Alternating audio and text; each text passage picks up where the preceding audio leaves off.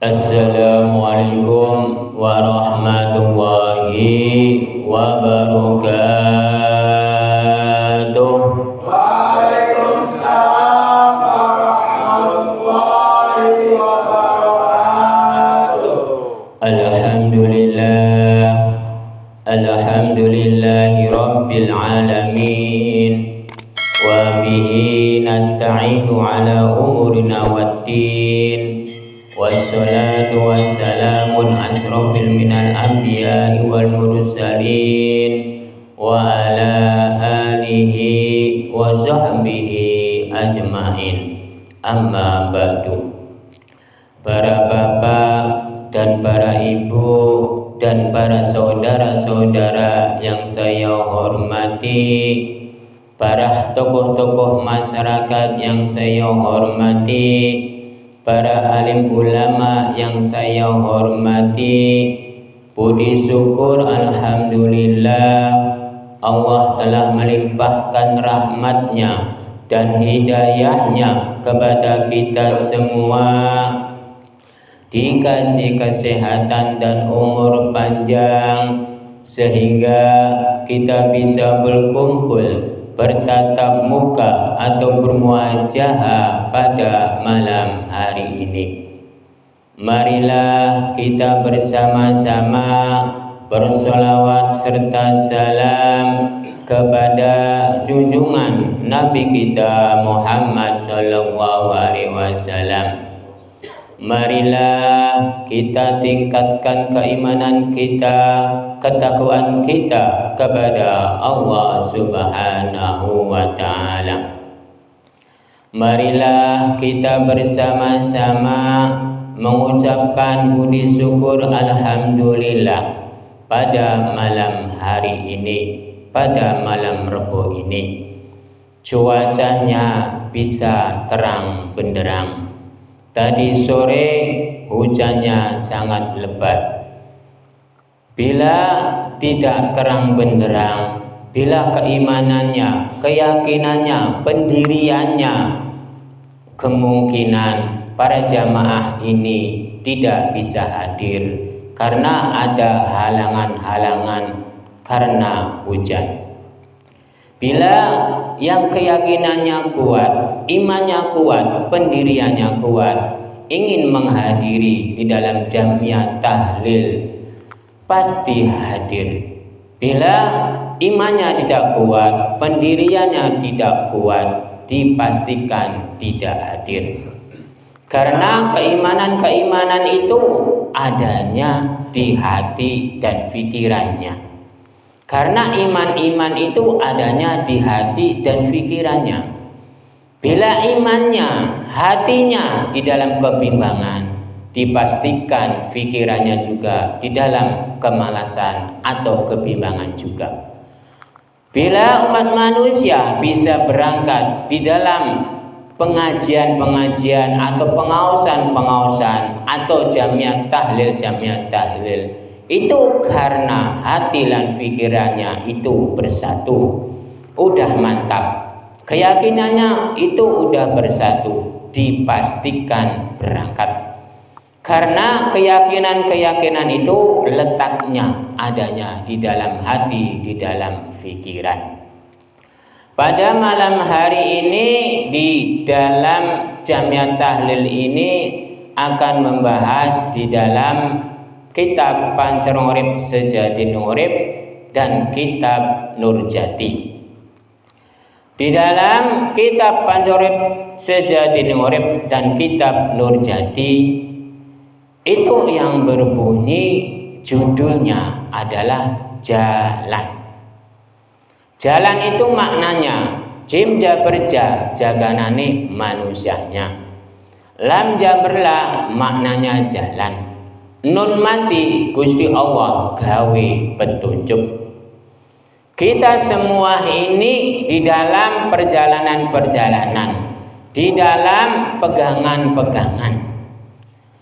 Kita semua ini, para jamaah ini memiliki pegangan-pegangan, yaitu peganganna itu di dalam jim jaberja. Jim jaberja ini maknanya jaganane manusianya. Jaganan manusianya itu terletak di diri Sang Pencipta atau Gustine atau Gusti Allah atau Tuhannya. Kita semua ini memegangnya itu dari Gusti Allah semua. Bila umat manusia, makhluk manusia tidak memegangnya dari Sang Pencipta atau Gustine atau Tuhannya atau Gusti Allah, berarti umat manusianya itu murtad karena menduakan Tuhan. Jadi umat manusianya itu harus itu setemen-temennya, yaitu memegangnya jimja berja. Jaganane manusianya itu terletak terhadap Sang Pencipta atau Gusti Allah. Itu di dalam jimja berja. Lalu dilanjutkan dengan lam jaberla, maknanya jalan. Jalan Sang Pencipta dan jalan umat manusia atau makhluk-makhluknya itu lain. Perbedaannya jauh sekali. Karena di dalam sin ini maknanya ing satuhune Gusti Allah atau Sang Pencipta, ing satuhune umat manusia. Itu jalannya berbeda-beda. Karena maknanya lam itu jalan, lam mati Gusti Allah gawe dalan. Jadi Gusti Allah telah membuat jalan terhadap umat manusia. Jalan umat manusianya ini, jalan Sang Pencipta ini. Kalau jalan Sang Pencipta itu di dalam lam tasjid, ing perjalanan jalan. Kalau perjalanan umat manusia itu lam mati, Gusti Allah gawe dalan. Jadi Gusti Allah itu membuat untuk makhluk-makhluknya supaya mengetahui jalannya umat manusianya ini, jalannya Sang Pencipta ini. Kalau Sang Pencipta itu di dalam lam tasjid, ing perjalanan jalan. Ing perjalanan jalan ini Sang Pencipta ini tidak ada henti-hentinya, tidak pernah berhenti. Karena bila Sang Pencipta berhenti berjalan, entar umat manusia itu seluruh dunia akan mati. Karena Sang Pencipta itu menggerakkan umat manusia untuk pernapasan-pernapasan. Bila pernapasannya itu berhenti, pasti mati. Karena napas itu dari Sang Pencipta. Karena di dalam diri umat manusianya itu karena ada roh, karena ada nyawa. Bila ada roh dan ada nyawa, pasti masih bisa bernapas. Bila umat manusianya udah tidak bernapas, Gusti Allah berhenti berjalannya, pasti umat manusianya itu berhenti bernapas. Berarti umat manusianya itu pasti mati. Di dalam sin kecil itu ing satuhune umat manusia, ing satuhune Gusti. Itu harus ada perbedaan-perbedaannya. Cuman zaman-zaman sekarang umat manusianya itu udah salah jalan semua. Kebanyakan ing satuhune umat manusia itu bisa menjadi Tuhan. Karena zaman-zaman sekarang umat manusianya itu ing satuhune umat manusia bisa mengatur tentang rezeki umat manusia seperti pahala atau dosa sekian, pahala sekian. Lalu bisa menentukan neraka antaranya begini, surga antaranya begini. Berarti umat manusianya itu bisa menjadi Tuhan. Berarti umat manusianya itu salah jalan bila yang bisa berbicara seperti itu. Karena insatuhune umat manusia itu hanya sekedar makhluk, hanya sekedar menjalankan perintah-perintah dari Gusti. Jadi kita semua ini harus memahami di dalam perjalanan-perjalanan umat manusia, perjalanan-perjalanan Sang Pencipta, itu harus ada perbedaan-perbedaannya. Umat manusianya itu jangan melampaui batas-batas yang ditentukan oleh Sang Pencipta. Cuman kebanyakan umat manusia zaman sekarang, urusan hablum minallah bisa diatasi, urusan hablum minanas bisa teratasi, karena terjumpuhnya, terpakumnya itu terhadap makhluk-makhluknya, seperti Nabi. Nabi-nabi itu dipastikan kalau ucapan-ucapan Nabi itu supaya berderatan dengan umat manusia. Seorang nabi mengucap, lalu umat manusianya itu pakum, dipastikan bahwa seorang umat manusia, nabi juga manusia, itu ucapan-ucapannya itu yang pasti itu Gusti Allah, bukan umat manusia. Jadi saya mau bertanya terhadap para jamaah, Nabi umat manusia tidak para jamaah? Sekali lagi, Nabi umat manusia tidak? Umat manusia. Berarti umat manusia itu memiliki nafsu, memiliki amarah, memiliki kebaikan, memiliki kebijakan. Takdir kodrat umat manusia lahir di dalam dunia ini membawanya itu adalah catatan-catatan baik dan catatan-catatan buruk. Kodrat umat manusianya itu perbuatannya kadang baik, kadang tidak. Benar atau tidak para jamaah? Dipastikan benar. Tapi zaman-zaman sekarang, bila kata Nabi langsung diyakini, dipedomi. Sebenarnya yang dipedomi, yang diyakini itu dari Sang Pencipta. Karena segala sesuatu, perbuatan-perbuatan umat manusia itu yang mengatasi adalah Sang Pencipta. Karena di dalam kitab Nurjati yang berbunyi alif jabar a ing atase Gusti, yang mengatasi segala sesuatu itu adalah Gusti, bukan makhluk-makhluknya, bukan umat manusia. Saya kasih contoh, bila seorang nabi bisa mengatasi segala sesuatu urusan makhluk namanya manusia, nabi aslinya dari mana para jamaah?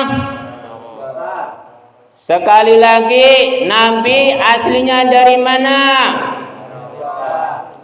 Aslinya nabi itu dari Timur Tengah, aslinya dari Arab.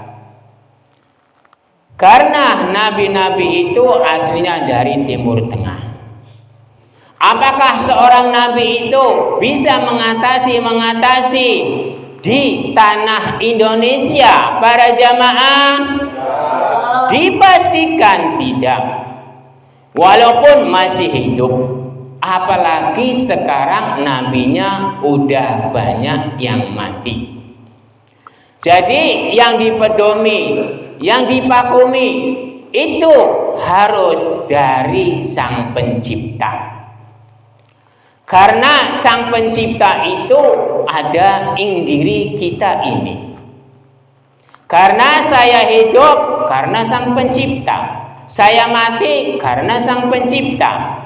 Berarti Sang Pencipta itu ada ing diri kita ini.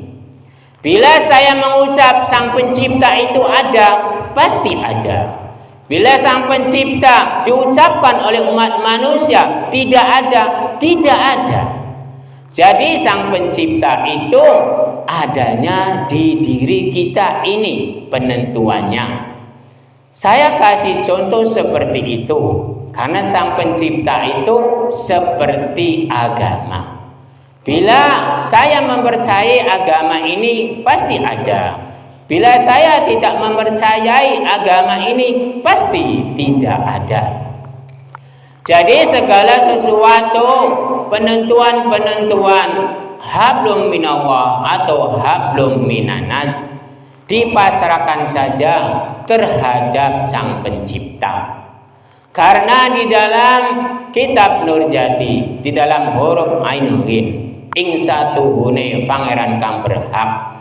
Yang berhak itu adalah Sang Pencipta. Karena hakiki, hak yang pasti, urusan hablum minallah atau urusan hablum minanas itu haknya Gusti, bukan haknya Nabi, bukan haknya para sahabat, bukan haknya para aulia, bukan haknya para imam, bukan haknya para alim ulama, kiai, ustadz atau gus-gus atau buya-buya atau habaib.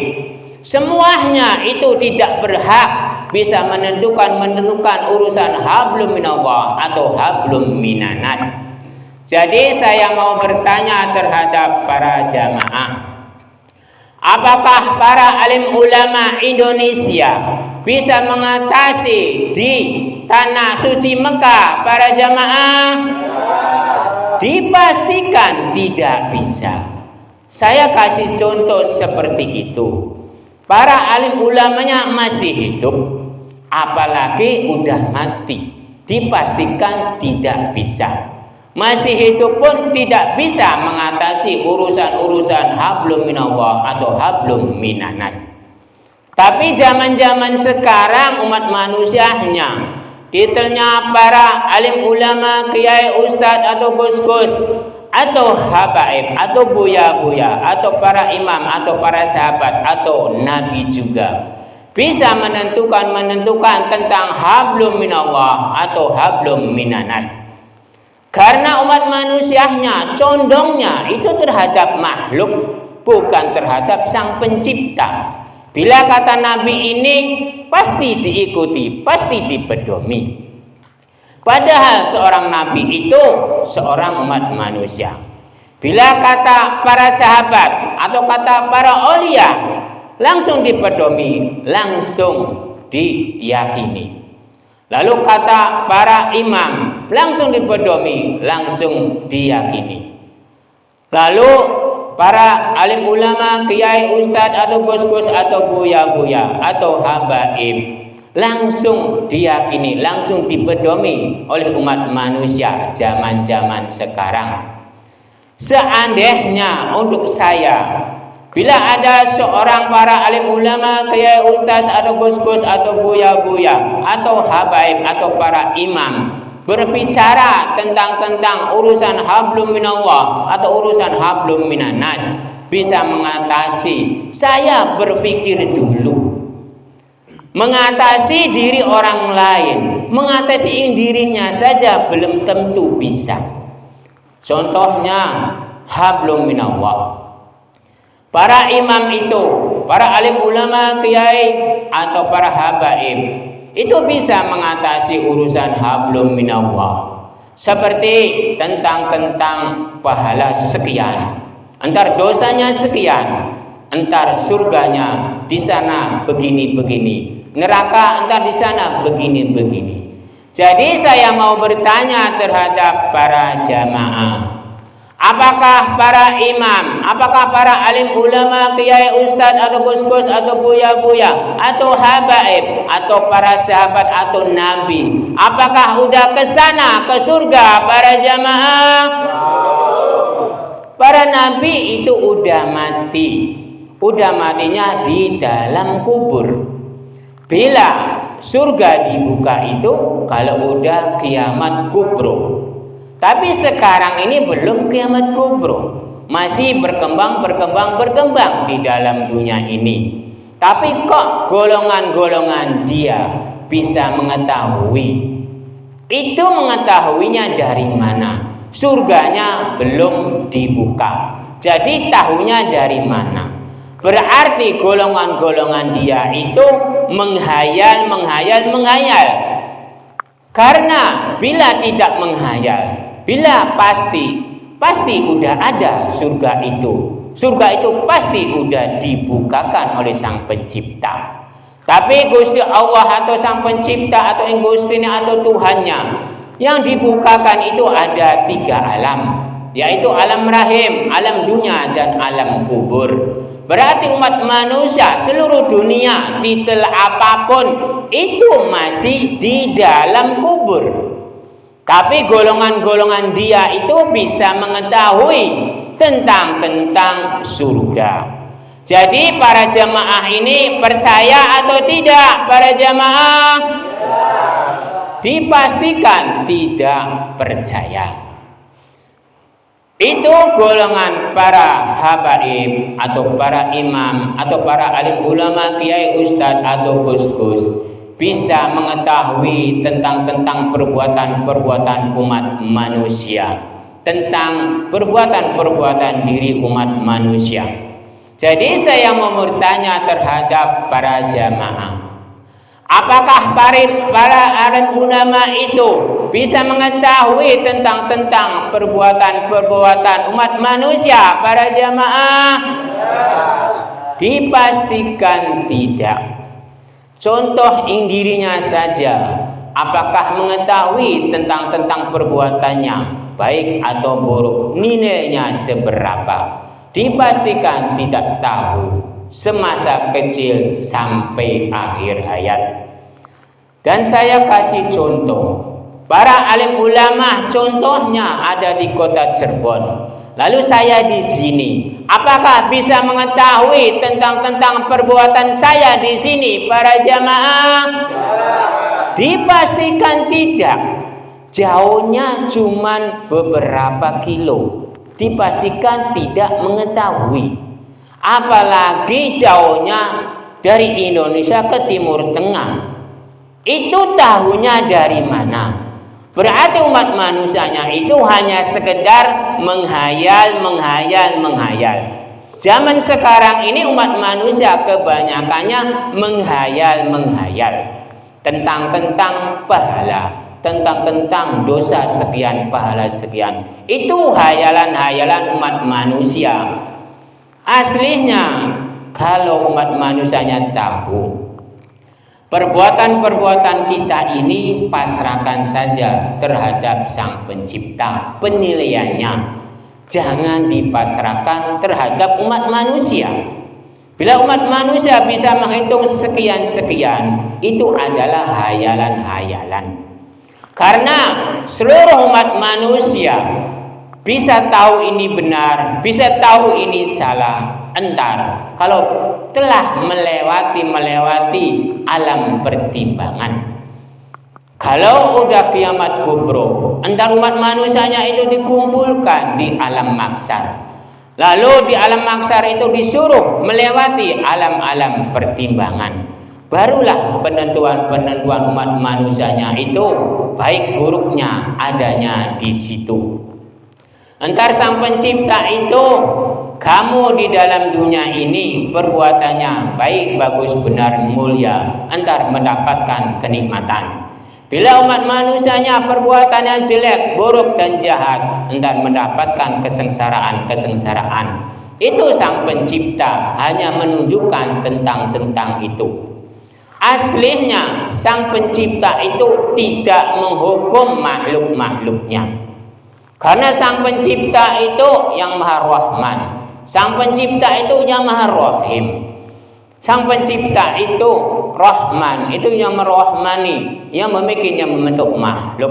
Nirahimi yang mengasihi menyayangi.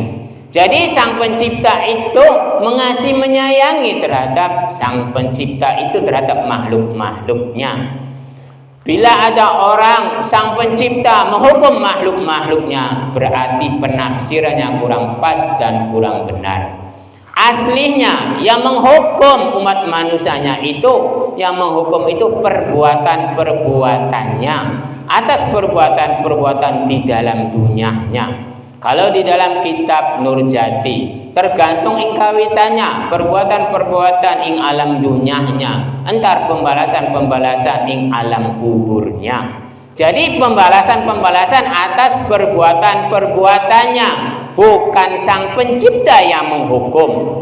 Bila ada orang entar di Sang Pencipta dihukum umat manusia karena perbuatan-perbuatan salahnya, itu salah besar penafsiran seperti itu.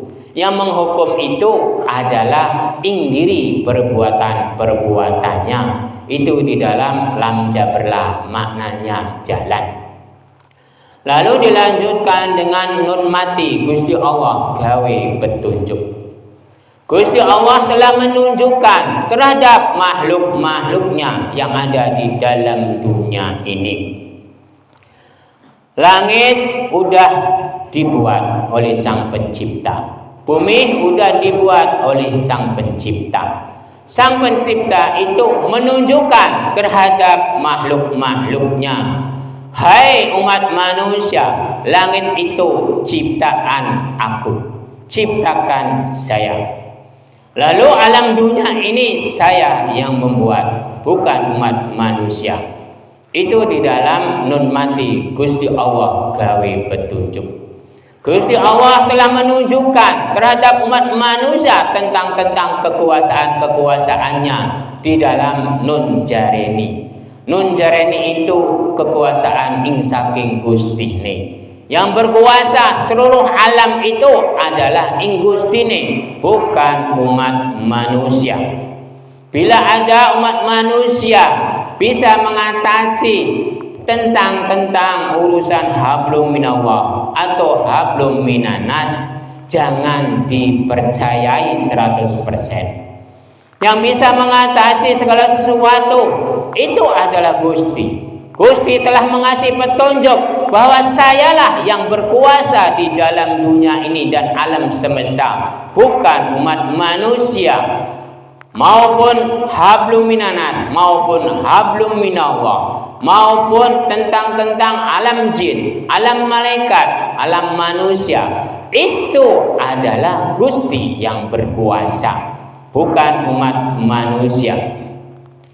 Gusti Allah itu telah menegaskan di dalam hak itu nyata. Gusti Allah telah menyatakan terhadap umat manusia tentang urusan apapun yang berkuasa itu adalah Gusti, bukan makhluknya. Jadi makhluk-makhluk namanya manusianya itu harus sadar diri. Jangan bisa mengetahui tentang surga, jangan mengetahui tentang dosa, jangan mengetahui tentang pahala dan dosa. Itu urusan Sang Pencipta tentang itu, bukan urusan umat manusia. Bila umat manusia ada yang berbicara tentang surga dan neraka tahu, ada umat manusia tentang dosa dan pahala tahu, itu jangan dipercayai 100%. Karena umat manusia bila mengucap seperti itu adalah hayalan. Yang saya anehkan, menghayalnya itu lebih jauh. Kalau umat manusia, seorang lelaki kalau masuk surga entar dipapak oleh 70 midadari. Itu hayalan umat manusia. Aslinya surga pun belum dibuka. Umat manusia bisa berbicara tentang itu. Jadi para jamaah itu percaya atau tidak? Para jamaah dipastikan tidak percaya karena surganya belum dibuka. Dan saya yang menganehkan lagi, kok seluruh para alim ulama, kiai, ustadz atau gus-gus atau buya-buya atau habaib atau para imam itu tidak berani bila seorang wanita masuk surga, entar dipapaknya dengan apa? Seluruh ulama, seluruh kiai, seluruh habaib, seluruh ustadz, seluruh buya, seluruh gus-gus atau seluruh imam, tidak ada yang berani mengucap seorang wanita bila masuk surga entar dipapaknya dengan apa. Tidak ada berbicara tentang itu selama ini. Yang bisa sering dibicarakan itu adalah bila lelaki masuk surga entah dipapak oleh 70 bidadari. Hanya itu. Tapi kalau wanita masuk surga entah dipapaknya dengan apa? Apakah dengan lelaki-lelaki yang ganteng? Apa lelaki-lelaki yang sungguh lebih ganteng? Apakah lelaki-lelaki yang banyak? Itu belum ada yang berbicara seperti itu. Itu hanya lamunan-lamunan umat manusia. Saya mempertegaskan seperti ini di dalam kitab Nur Jati. Nur itu cahaya, jati itu diri-diri umat manusia. Ini perjalanan jati diri umat manusia. Bila jati dirinya umat manusianya baik, pasti baik. Bila umat manusia jati dirinya jelek, pasti jelek. Bila umat manusia jadi dirinya berbohong, pasti jelek. Jadi penegasan-penegasan di dalam kitab Nur Jati ini, umat manusia bila mengetahui tentang surga neraka, jangan dipercayai 100%, karena neraka surganya belum dibuka. Bila umat manusia bisa menilai tentang surga atau neraka, bisa menilai tentang pahala dan dosa, jangan dipercayai. Yang bisa itu Sang Pencipta, bukan umat manusia. Nilai dirinya saja belum tentu bisanya. Bila umat manusia yang nilai di dalam dunia ini, alam dunia ini umat manusianya tidak bisa terhitung. Lalu umat manusianya itu mati semua. Lalu siapa yang menilai? Pasti Sang Pencipta yang menilai. Itu penegasan-penegasan dari kitab Nur Jati. Itu di dalam Nun Mati Gusti Allah gawe petunjuk. Di dalam kitab Nur Jati telah menunjukkan banyak pada malam hari ini, supaya umat manusianya itu sadar, supaya umat manusianya itu sadar diri. Karena umat manusianya itu bila melampaui batas-batas itu tidak benar. Karena Sang Pencipta itu menganjurkannya, seorang makhluk itu hanya sekedar menjalankan perintah-perintah dari Gusti. Karena asal usul umat manusianya itu diciptakan oleh Gusti. Umat manusianya itu disuruhnya oleh Gusti itu adalah iman, takwa, tawakal. Iman itu meyakini bahwa di dalam dunia ini ada Sang Pencipta. Takwa itu menjalankan perintah-perintah dari Sang Pencipta. Tawakal itu menjalankan ketekunan di dalam Sang Pencipta menugaskannya. Jadi kita semua ini harus berhati-hati di dalam perjalanannya. Karena umat manusianya ini zaman-zaman sekarang agama-agamanya semuanya kacau balau. Bukan orang Islam saja. Hindu kacau balau, Buddha kacau balau, Kristen kacau balau, Islam kacau balau. Semuanya sedang kacau balau. Jadi kitanya ini harus berhati-hati. Islam juga pun udah terpecah-pecah menjadi 73 golongan. Entar yang diterima itu ahli sunnah wal jamaah. Ahli sunnah wal jamaah itu bukan Muhammadiyah, bukan NU, bukan Maksuni, bukan Syiah, dan bukan yang lain. Entar yang diterima itu adalah iman, takwa, tawakal.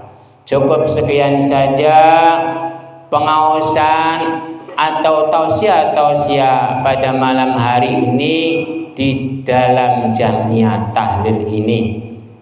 Bila ada kata-kata saya yang tidak berkenan di hati, saya mohon maaf yang sebesar-besarnya. Karena saya ini umat manusia. Saya berbicara tegas ini untuk menyadarkan umat manusia yang sedang berbohong, yang sedang melamun-melamun, yang sedang menghayal, menginginkan mendapatkan surga, menginginkan mendapatkan pahala-pahala. Padahal surga-surga itu, pahala-pahala itu adanya di dalam dunia. Karena kenikmatan-kenikmatan umat manusia adanya di dalam dunia. Kesengsaraan-kesengsaraan umat manusia adanya di dalam dunia. Kalau besok itu kenikmatan-kenikmatan roh, kesengsaraan-kesengsaraan roh, aslinya surga nerakanya umat manusianya itu adanya di dalam dunia. Karenanya merasakan manis adalah jasad kita, yang merasakan pahit adalah jasad kita. Itu penegasan-penegasan dari kitab Nurjati. Cukup sekian saja. Ilahi taufik wal hidayah. Wassalamualaikum warahmatullahi wabarakatuh. Waalaikumsalam.